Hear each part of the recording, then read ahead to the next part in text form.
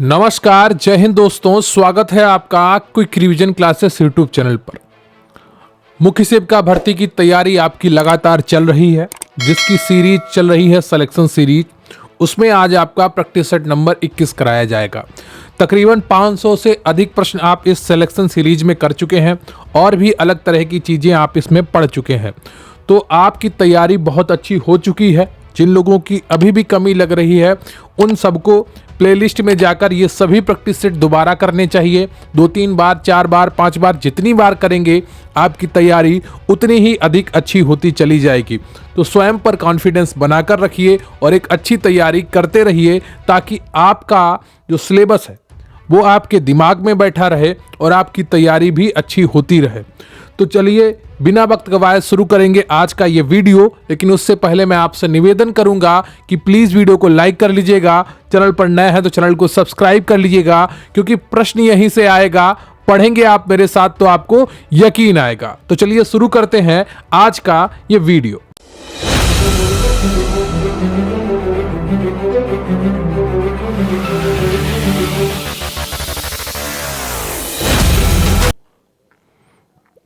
तो प्रतिज्ञा mock test batch से अगर आप जुड़ना चाहते हैं तो उसका लिंक आपको डिस्क्रिप्शन बॉक्स में मिल जाएगा। इसकी फीस मात्र 370 रुपए आपको देनी है। 30 से 40 मॉक टेस्ट और पीडीएफ और उनका सोल्यूशन आपको मिलेगा। Special quick revision PDF notes भी आपको मिलेंगे। इसके अलावा अन्य बहुत सी चीजें आपको प्रोवाइड की जाएंगी। व्हाट्सएप नंबर 94 533 66 279 पर अगर आप प्रतिज्ञा लिखकर भेज देंगे तो भी आपको पूरी जानकारी प्रोवाइड कर दी जाएगी। प्रतिज्ञा मॉक टेस्ट बैच मात्र 370 रुपए में। इसमें मिलेंगे आपको 30 से 40 मॉक टेस्ट, पीडीएफ और उनका सॉल्यूशन। आज का प्रश्न है कि फूड गाइड पिरामिड क्या प्रदर्शित करता है। पहला प्रश्न है आपका, फूड गाइड पिरामिड क्या प्रदर्शित करता है। प्रतिदिन खाए जाने वाले अलग अलग खाद्य पदार्थों की मात्रा, या कच्चा भोजन, या रसोई में उपलब्ध भोजन, या घर में उपलब्ध कुल भोजन। बताइएगा फूड गाइड पिरामिड क्या प्रदर्शित करता है। प्रतिदिन खाए जाने वाले खाद्य पदार्थों की मात्रा, या कच्चा भोजन, या रसोई में उपलब्ध भोजन, या घर में उपलब्ध भोजन। प्रश्न 1 का कौन सा ऑप्शन आपका सही हो जाएगा ये आपको बताना है। तो पहले का जो सही ऑप्शन है वो ए हो जाएगा, यानी कि आ। क्लियर आपको। प्रतिदिन खाए जाने वाले अलग अलग खाद्य पदार्थों की कुल मात्रा फूड गाइड पिरामिड के द्वारा प्रदर्शित की जाती है। अगला प्रश्न है आपका, अपने शरीर के वजन बढ़ने के भय से भोजन न करने की बीमारी क्या कहलाती है। यह प्रश्न मैं पहले भी आपको करवा चुका हूं, तो उम्मीद करूंगा कि आप में से हर कोई इस प्रश्न को सही कर रहा होगा। अपने शरीर के वजन बढ़ने के भय से भोजन न करने की बीमारी क्या कहलाती है। ए ऑप्शन है विंज ईटिंग, बी ऑप्शन है बुलिमिया नर्वोसा, सी ऑप्शन है आपका एनोरेक्सिया नर्वोसा, और डी ऑप्शन है आपका इनमें से कोई नहीं। बताइएगा अपने शरीर के वजन बढ़ने के भय से भोजन न करने की बीमारी क्या कहलाती है। विंज ईटिंग कहलाती है, बुलिमिया नर्वोसा कहलाती है, या एनोरेक्सिया नर्वोसा कहलाती है, या इनमें से कोई नहीं। बताइएगा अपने शरीर के वजन बढ़ने के भय से भोजन न करने की बीमारी क्या कहलाती है। तो दूसरे का तो सही उत्तर है आपका, वो हो जाएगा anorexia nervosa, C option. Clear आपको। इसमें व्यक्ति डरता है कि कहीं उसका वजन ना बढ़ जाए, इसलिए भोजन ना करता है या बहुत ही अल्प मात्रा में करता है। अगला प्रश्न है आपका, हमारे शरीर के कुल भार का कितना प्रतिशत भाग प्रोटीन से बना होता है। बताइएगा हमारे शरीर के कुल भार का कितना प्रतिशत भाग प्रोटीन से बना होता है। ए 20%, बी 40%, सी 50%, और डी ऑप्शन है आपका 60%। बताइएगा इनमें से कौन सा ऑप्शन आपका सही हो जाएगा।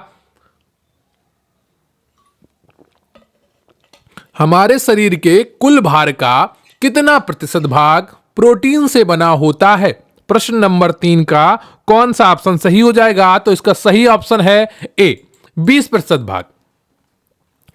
अगला प्रश्न है आपका, एक व्यक्ति बार बार अधिक मात्रा में भोजन ग्रहण करता है और वजन बढ़ने से बचने के लिए उल्टी करता है, वह किस प्रकार का किस विकार से ग्रसित है। बताइएगा एक व्यक्ति बार बार अधिक मात्रा में भोजन ग्रहण करता है और वजन बढ़ने के से बचने के लिए उल्टी यानी कि वॉमिटिंग करता है, तो वह किस विकार से ग्रसित है। ए Vij eating, B anorexia nervosa, सी बुलिमिया नर्वोसा, या डी इनमें से कोई नहीं। बताइएगा चौथे का कौन सा ऑप्शन आपका सही हो जाएगा। तो चौथे का जो सही ऑप्शन है वो सी है, बुलिमिया नर्वोसा।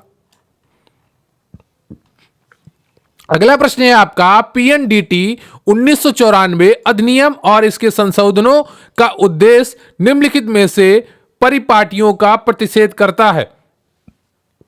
किसका प्रतिषेध करता है यह आपको बताना है। आपका ए ऑप्शन है भ्रूण का गर्भपात करने का कानूनी अधिकार, बी ऑप्शन है बच्चे का गर्भपात करने की महिला की स्वतंत्रता, या सी भारत में लिंग चयन गर्भपात, या डी भारत में गर्भपात। बताइएगा पीएनडीटी 1994 अधिनियम और इसके संशोधनों का उद्देश्य निम्नलिखित में से परिपाटियों का प्रतिषेध करता है। तो कौन सा ऑप्शन आपका सही हो जाएगा। तो इसका सही उत्तर हो जाएगा आपका सी ऑप्शन, भारत में लिंग चयन गर्भपात। क्लियर आपको, भारत में लिंग चयन गर्भपात का यह प्रतिषेध करता है। क्या ये पीएनडीटी 1994 एक्ट। अगला प्रश्न है आपका, प्रायः किशोरावस्था में भोजन से जुड़ी कौन सी समस्याएं पाई जाती हैं। बताइएगा प्रायः किशोरावस्था में भोजन से जुड़ी कौन सी समस्याएं पाई जाती हैं।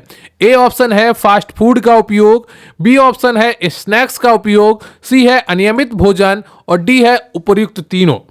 अब ये समस्याएं किशोरावस्था से घटकर बाल्यावस्था में आ गई हैं। बाल्यावस्था में क्या है, उम्र की हर अवस्था में आ गई हैं। ये पहले कहा जाता था कि किशोरावस्था में ऐसी समस्याएं होती हैं कि बालक उस समय समझदार नहीं उतना होता है, वो घर से निकलना शुरू करता है और बाहर की जो चीजें देखता है उनका उपभोग शुरू कर देता है। लेकिन आज के समय में ये हर पीढ़ी की समस्या है, हर अवस्था की समस्या है कि प्रायः किशोरावस्था में भोजन से जुड़ी कौन सी समस्याएं पाई जाती हैं। तो ए हो जाएगा फास्ट फूड का उपयोग, ये तो बिल्कुल सही है ना। स्नैक्स का उपयोग, अनियमित भोजन, बिल्कुल सही है। तो डी ऑप्शन आपका सही हो जाएगा, उपर्युक्त तीनों। वर्तमान समय में ये हर अवस्था की समस्या है, लेकिन प्रश्न के आधार पर इसका सही उत्तर हो जाएगा किशोरावस्था की। अगला प्रश्न है आपका, निम्न में से कौन अति पोषण से होने वाला रोग नहीं है। बताइएगा निम्न से कौन अति पोषण से होने वाला रोग नहीं है। ए उच्च रक्तचाप, बी मोटापा, सी स्कर्वी, डी हृदय रोग। बताइएगा निम्न में से कौन अति पोषण से होने वाला रोग नहीं है। तो इसका सही उत्तर है आपका स्कर्वी, ये कमी से होने वाला रोग है। क्लियर आपको। उच्च रक्तचाप, अगर आप कुछ चीजें मात्राएं अधिक मात्रा में खाएंगे तो आपको उच्च रक्तचाप की बीमारी हो जाती है। मोटापा कैलोरीज की बढ़ने से हो जाता है, फैट बढ़ने से हो जाता है। हृदय रोग भी कोलेस्ट्रॉल बढ़ने से हो जाएगा, फैट का आपकी नसों में जम जाने से हृदय रोग की समस्या आती है। तो जो स्कर्वी है वो अति पोषण से होने वाला रोग नहीं है। क्लियर आपको।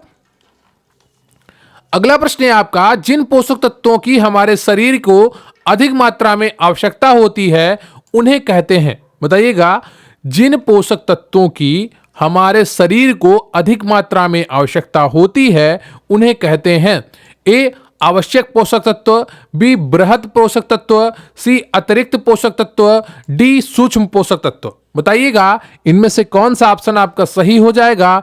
जिन पोषक तत्वों की हमारे शरीर को अधिक मात्रा में आवश्यकता होती है उन्हें कहते हैं। तो आठवें का जो सही ऑप्शन है आपका वो बी हो जाएगा, बृहत पोषक तत्व। अगला प्रश्न है आपका, निम्न में से कौन सुपोषित व्यक्ति का लक्षण नहीं है। बताइएगा निम्न में से कौन सुपोषित व्यक्ति का लक्षण नहीं है। ए मोटापा, बी सुगठित शरीर, सी सही पाचन, डी सही समय पर गहरी नींद। बताइएगा निम्न में से कौन सुपोषित व्यक्ति का लक्षण नहीं है। तो इसका सही आंसर हो जाएगा ए ऑप्शन। बहुत ही आसान प्रश्न था, कॉमन सेंस से भी आप इसको कर सकते थे। इसी तरीके के कुछ प्रश्न आपको परीक्षा हाल में भी देखने को मिलेंगे, लेकिन वहां पर आपको बहुत ज्यादा प्रसन्न नहीं होना है कि ये आ गया तो सारे प्रश्न सही हो जाएंगे। बाकी सभी प्रश्नों पर भी आपको ध्यान देना होगा। रागी में पाया जाने वाला पोषक तत्व है, जो नीचे पोषक तत्व दिए गए हैं उनमें से सर्वाधिक रागी में कौन सा पाया जाता है ये आपको बताना है। ए प्रोटीन, बी विटामिन, सी वसा, डी है कार्बोहाइड्रेट। बताइएगा रागी में पाया जाने वाला पोषक तत्व कौन सा है। तो 10वें का जो सही उत्तर है आपका वो हो जाएगा डी कार्बोहाइड्रेट। क्लियर आपको। अगला प्रश्न है आपका, खनिज लवण हमारे शरीर के कुल भार का कितने प्रतिशत भाग का निर्माण करते हैं? बताइएगा। खनिज लवण हमारे शरीर के कुल भार का कितने प्रतिशत भाग का निर्माण करते हैं? ए 4 से 5%, बी 30 से 40% और डी सी ऑप्शन है आपका 20 से 30% और डी ऑप्शन है आपका 15 से 20%। खनिज लवण हमारे शरीर के कुल भार का कितने प्रतिशत भाग का निर्माण करते हैं, यह आपको बताना है 11वें प्रश्न में। तो 11वें प्रश्न का जो सही उत्तर है आपका वो ए हो जाएगा 4 से 5%। अगला प्रश्न है आपका NFHS 5 रिपोर्ट 2022 में सबसे कम शिशु मृत्यु दर वाला राज्य कौन सा है? National family health survey 5 report 2022 में सबसे कम शिशु मृत्यु दर वाला राज्य कौन सा है? ए महाराष्ट्र, बी केरल, सी उत्तर प्रदेश, डी त्रिपुरा। बताइएगा 12वीं का कौन सा ऑप्शन आपका सही हो जाएगा? तो 12वीं का आपका बी ऑप्शन बिल्कुल सही है, केरल। क्लियर आपको? बी ऑप्शन सही है, केरल। अगला प्रश्न है आपका राष्ट्रीय परिवार स्वास्थ्य सर्वेक्षण 5 NFHS 5 के अनुसार वर्तमान में भारत की प्रजनन दर कितनी है? बताइएगा। राष्ट्रीय परिवार स्वास्थ्य सर्वेक्षण 5 के अनुसार वर्तमान में भारत की प्रजनन दर कितनी है? 2.0, 3.0 या 2.3 या 2.1, 2.0, 3.0, 2.3 या 2.1। बताइएगा राष्ट्रीय परिवार स्वास्थ्य सर्वेक्षण 5 के अनुसार वर्तमान में भारत की प्रजनन दर कितनी है? तो 13वें का आपका ए ऑप्शन सही हो जाएगा, 2.0। अगला प्रश्न है आपका मातृ मृत्यु दर क्या है? प्रति 10,000 जीवित बच्चों के जन्म पर होने वाली माताओं की मृत्यु, या प्रति 1 लाख जीवित बच्चों के जन्म पर होने वाली माताओं की मृत्यु, या प्रति 1000 जीवित बच्चों के जन्म पर होने वाली माताओं की मृत्यु, या प्रति 100 जीवित बच्चों के जन्म पर होने वाली माताओं की मृत्यु। बताइए मातृ मृत्यु दर क्या है, किस आधार पर मापी जाती है, यह आपको बताना है 14वें प्रश्न में। तो इसका सही उत्तर हो जाएगा आपका ब ऑप्शन, प्रति 1 लाख जीवित बच्चों के जन्म पर होने वाली माताओं की मृत्यु क्या कहलाती है? मातृ मृत्यु दर कहलाती है। क्लियर आपको? अगला प्रश्न है आपका देश का सर्वाधिक प्रजनन दर वाला राज्य है? मंत्रालय, उत्तर प्रदेश, झारखंड, बिहार। यहां पर मंत्रालय नहीं होना चाहिए, महाराष्ट्र होना चाहिए। ठीक है, यहां पर क्या होना चाहिए? महाराष्ट्र होना चाहिए। इसको आप महाराष्ट्र कर लीजिएगा। देश का सर्वाधिक प्रजनन दर वाला राज्य है, यहां पर कर लीजिए महाराष्ट्र। ठीक है, बताइएगा कौन सा ऑप्शन आपका सही हो जाएगा?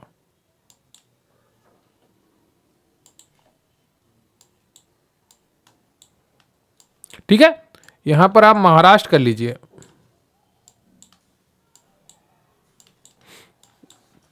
तो इसका सही उत्तर हो जाएगा 15वें का आपका डी ऑप्शन, बिहार। क्लियर आपको? अगला प्रश्न है आपका चीनी में लगभग कितने प्रतिशत कार्बोहाइड्रेट पाया जाता है? 75%, 90%, 100% या 85%। बताइएगा चीनी में लगभग कितने प्रतिशत कार्बोहाइड्रेट पाया जाता है? 16वें का आपका कौन सा ऑप्शन सही हो जाएगा? 16वें का आपका सी ऑप्शन सही हो जाएगा, 100%। क्लियर आपको? अगला प्रश्न है आपका NFHS 5 रिपोर्ट 2022 के अनुसार भारत में बच्चों में सर्वाधिक टीकाकरण की दर किस राज्य में है? बताइएगा NFHS 5 रिपोर्ट 2022 के अनुसार भारत में बच्चों में सर्वाधिक टीकाकरण की दर किस राज्य में है? तमिलनाडु में है, उत्तर प्रदेश में है, पश्चिम बंगाल में है या उड़ीसा में है? बताइएगा कौन सा ऑप्शन आपका सही हो जाएगा। और प्लीज वीडियो को लाइक कर लीजिएगा, चैनल पर नए हैं तो चैनल को सब्सक्राइब कर लीजिएगा। तैयारी करते रहिए, फोकस बनाए रखिए। मैं आपसे बार बार कहता हूं, ऐसा नहीं है कि मुझे कुछ अटपटा नहीं लगता, ये सब बोलने में बहुत मजा नहीं आती है, लेकिन मैं आपको मोटिवेट रखना चाहता हूं ताकि आप अपने सिलेबस के साथ जुड़े रहें, अपने आप पर कॉन्फिडेंस देते रहें कि आपका सिलेक्शन 101% होगा। ये रोज एक बार खुद से बोलें ताकि आपका जो पढ़ाई से संबंध है, जो आपका रिलेशन है अपनी स्टडी से, वो आपके सिलेबस के साथ कभी ना टूटे, जब तक कि आपका सिलेक्शन पक्का ना हो जाए, जब तक कि आपकी ज्वाइनिंग ना मिल जाए। तो तैयारी करते रहिए। एनएफएचएस 5 रिपोर्ट 2022 के अनुसार भारत में बच्चों में सर्वाधिक टीकाकरण दर किस राज्य में है? 17वें का कौन सा ऑप्शन आपका सही हो जाएगा? तो 17वें का आपका डी ऑप्शन सही है, ओडिशा राज्य में। अगला प्रश्न है आपका, पीएम सुरक्षित मातृत्व अभियान कब शुरू की गई? 2015 में, 2016 में, 2017 में या 2018 में? बताइएगा, पीएम सुरक्षित मातृत्व अभियान कब शुरू किया गया? 18वें का कौन सा ऑप्शन आपका सही हो जाएगा, यह आपको बताना है। 18वें का आपका बा ऑप्शन बिल्कुल सही है, 2016 में। अगला प्रश्न है आपका, मिशन इंद्रधनुष 3.0 कब लॉन्च किया गया था? इसको ओ पढ़ा जाता है, जीरो मत पढ़िएगा, ठीक है। 3.0 मिशन इंद्रधनुष 3.0 कब लॉन्च किया गया था? 2019 में, 2020 में, 2018 में या 2021 में? बताइएगा, मिशन इंद्रधनुष 3.0 कब लॉन्च किया गया था? 19 का आपका जो सही ऑप्शन है वो हो जाएगा डी, 2021। क्लियर आपको? अगला प्रश्न है आपका, वैक्सीन हमारे शरीर में कैसे काम करता है? सूक्ष्म जीव का निर्माण करते हैं, एंटीबॉडीज का निर्माण करते हैं, रोग से लड़ते हैं या उपयुक्त सभी? बताइएगा, वैक्सीन हमारे शरीर में कैसे काम करता है? जो हमारे शरीर में टीका लगाया जाता है वो कैसे काम करता है, यह आपको बताना है। ए ऑप्शन है, सूक्ष्म जीव का निर्माण करते हैं। क्या ऐसा होता है? बताइए, क्या ऐसा होता है? बिल्कुल नहीं होता है। एंटीबॉडीज का निर्माण करते हैं। क्या वैक्सीन हमारे शरीर में जाने के बाद एंटीबॉडीज का निर्माण करते हैं या रोग से लड़ते हैं? रोग से बिल्कुल नहीं लड़ते हैं, उपयुक्त सभी तो हो ही नहीं सकता है। तो बी ऑप्शन आपका सही है, वैक्सीन हमारे शरीर में जाकर एंटीबॉडीज का निर्माण करते हैं। क्लियर है आपको? अगला प्रश्न है आपका, ओपीवी की कितनी खुराक बच्चों को दी जाती है? 2, 3, 4 या 5? बताइएगा, ओपीवी की कितनी खुराक बच्चों को दी जाती है? तो इसका सही उत्तर हो जाएगा आपका बी ऑप्शन, 3 खुराक। अगला प्रश्न है आपका, बच्चों को हेपेटाइटिस बी वैक्सीन की कितनी खुराक दी जाती है? 2, 3, 4, 5? बताइएगा, बच्चों को हेपेटाइटिस बी वैक्सीन की कितनी खुराक दी जाती है? 22 का आपका सी ऑप्शन सही है, 4। क्लियर आपको? अगला प्रश्न है आपका, कोविड-19 टीकाकरण अभियान भारत में कब शुरू किया गया? जनवरी 2021 में, जनवरी 2020 में, फरवरी 2021 में या फरवरी 2020 में? बताइएगा, कोविड-19 जो आपका भी कोरोना हुआ था, जो कोविड-19 टीकाकरण अभियान भारत में कब शुरू किया गया था? तो 23 का आपका जो सही ऑप्शन है वो हो जाएगा ए, जनवरी 2021 में। अगला प्रश्न है आपका, किसी पागल जानवर के काटने के कितने समय के अंदर टीका लगवा लेना चाहिए? बताइएगा, किसी पागल जानवर के काटने के कितने समय के अंदर टीका लगवा लेना चाहिए? ए 24 घंटे के अंदर, बी 42 घंटे के अंदर, सी 72 घंटे के अंदर और डी है आपका 71 घंटे के अंदर। बताइएगा, किसी पागल जानवर के काटने के कितने समय के अंदर टीका लगवा लेना चाहिए? तो इसका सही उत्तर हो जाएगा आपका सी ऑप्शन, 72 घंटे के अंदर। 72 घंटे के अंदर नहीं, आपको जल्दी से जल्दी लगवाना चाहिए। 72 घंटे जरूर लिखा है, लेकिन आपको जितनी जल्दी हो सके उतनी जल्दी टीका लगवाना चाहिए। अगला प्रश्न है आपका, गहन मिशन इंद्रधनुष 4.0 या 4.0 का लक्ष्य क्या रखा गया? 2 साल तक के बच्चों का टीकाकरण, गर्भवती महिलाओं का टीकाकरण, 6 साल के बच्चों का टीकाकरण या उपयुक्त सभी? बताइएगा, गहन मिशन इंद्रधनुष 4.0 का लक्ष्य क्या रखा गया? 25 का आपका कौन सा ऑप्शन सही हो जाएगा? तो 25 का आपका ए ऑप्शन सही है, 2 साल तक के बच्चों का टीकाकरण गहन मिशन इंद्रधनुष 4.0 का लक्ष्य रखा गया। क्लियर है आपको? तो ये रहा आपका मुख्य सेविका प्रैक्टिस सेट नंबर 21। आपकी लगातार तैयारी कराई जा रही है और उम्मीद करता हूं आपने ये पूरा प्रैक्टिस सेट पूरी ईमानदारी के साथ, पूरी ध्यान के साथ किया होगा, फोकस्ड रहकर किया होगा, जिससे एक एक प्रश्न आपका दिमाग में छप गया होगा। आप लोगों का लगातार रिक्वेस्ट रहती थी कि टीकाकरण से जुड़े हुए प्रश्न कराइए, एनएफएचएस से जुड़े हुए प्रश्न कराइए, तो वो सभी प्रश्न भी आज आपको देखने को मिल गए होंगे। इसी तरीके के प्रश्न आपको मिलते रहेंगे। करंट अफेयर्स से जानकारी जो भी टीकाकरण से रिलेटेड हो उसकी भी तैयारी करते रहिएगा। मैं भी आपको समय समय पर उसकी तैयारी करवाता रहूंगा, लेकिन अपनी तरफ से भी डाटा पूरा इकट्ठा करते रहिएगा।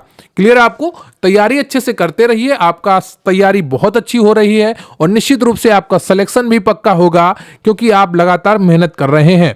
तो प्लीज वीडियो को लाइक कर लीजिएगा, चैनल पर नए हैं तो चैनल को सब्सक्राइब कर लीजिएगा। बहुत बहुत धन्यवाद आपका। Thank you very much. जय हिंद, जय भारत।